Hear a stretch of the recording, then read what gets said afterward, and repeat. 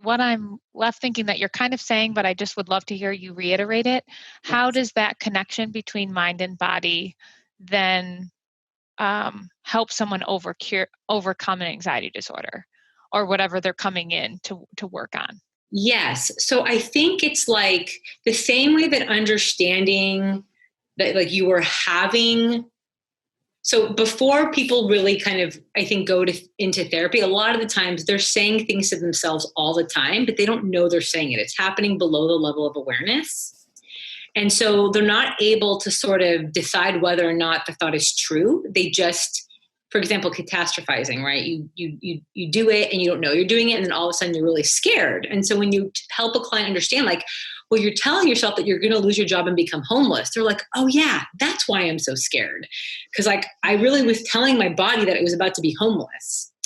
Similarly, when people have and like kind of have this aha moment of like, oh, my body is reacting so intensely right now because over and over again, I had to watch my parent not be able to get out of bed, and I had to take care of myself. And that felt really threatening. So now when I see somebody else feeling really depressed and I feel so triggered, it's like now I understand, like, oh, my body is sort of reliving that experience.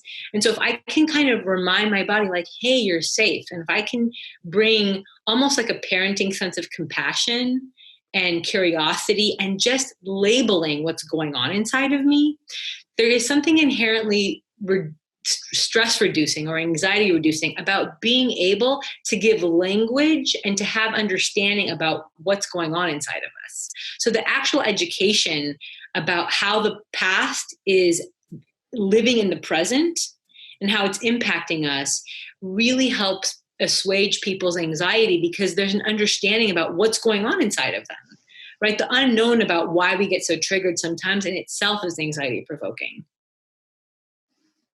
And I will add, there's an opportunity to do self-touch, right? So putting a hand over the heart, because we really do, we can really actually regulate and kind of soothe our own body by doing self-touch in certain areas, by giving ourselves a hug.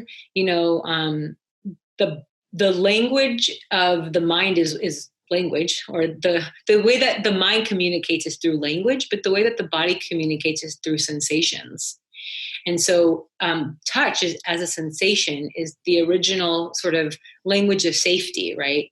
Because that's how we knew we were safe when we were young, before we even had language. So being able to sort of have mind remind body that it's safe and that it's triggered because as a kid, the situation that they're currently in was really life-threatening or very threatening. And then to kind of add this oomph of like being able to provide comfort through touch to ourselves really can create a very powerful message to the nervous system that it's safe.